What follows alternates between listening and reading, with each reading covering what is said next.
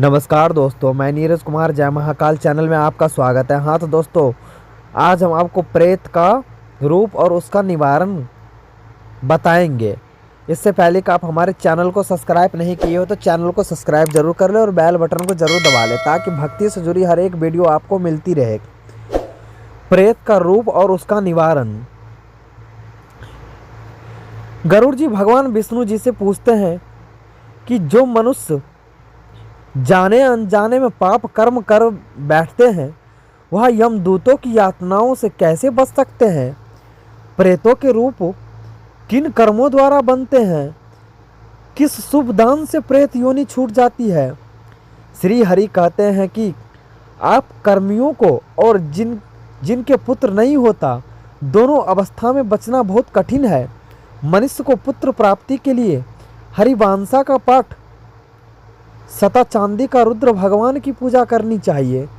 फिर भी दिवंगत आत्माएं स्वर्ग लोक तक जाती है यदि उनका संस्कार पुत्र न होने की अवस्था में कोई दूसरे मनुष्य द्वारा विधि पूर्वक किया जाए जो पूर्व जन्म संचित कर्म के अधीन रहकर पाप कर्म में अनुरक्त रहते हैं। अपने धर्म को त्याग कर दूसरे कर्म को स्वीकार करता है, विद्या और सदाचार से वंचित है, वह प्रेत योनि में जन्म लेता है।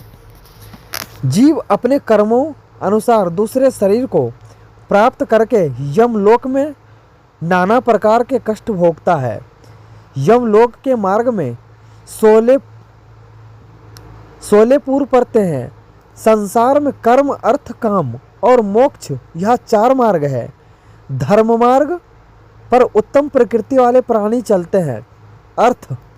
अर्थात धान्य का दान करने वाले प्राणी विमान से परलोक जाते हैं।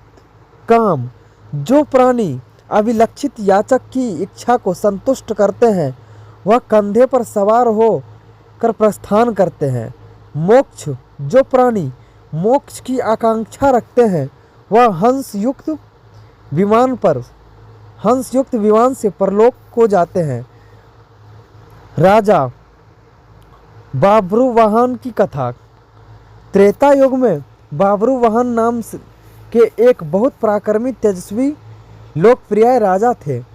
उनके राजा में पूर्ण संपदा थी। ब्राह्मणों का आदर सत्कार रीति रिवाज वह पूरी श्रद्धा के साथ करते थे। एक दिन वह अपने मंत्रियों के साथ जंगल में शिकार खेलने गए। एक हिरण पर वार किया। घायल मृग तीर के साथ जंगल के भीतर भागा। राजा भी उसके खून के निशान के पीछे पीछे सुनसान जंगल में जाकर खो गया। भूख और प्यास से परेशान राजा एक झील के पास पहुंचा। झील में स्नान कर ठंडा पानी पीकर जब वह बाहर आया तो उसने एक खूबसूरत अंजीर का पेड़ देखा। अंजीर के पेड़ की छाया में वह बैठ गया। कुछ ही क्षणों में उसने एक भयानक प्रेत आत्मा को देखा जो भूख और प्यास से व्याकुल थी।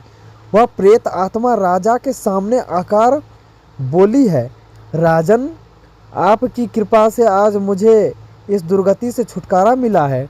मैं आपका आभारी हूँ।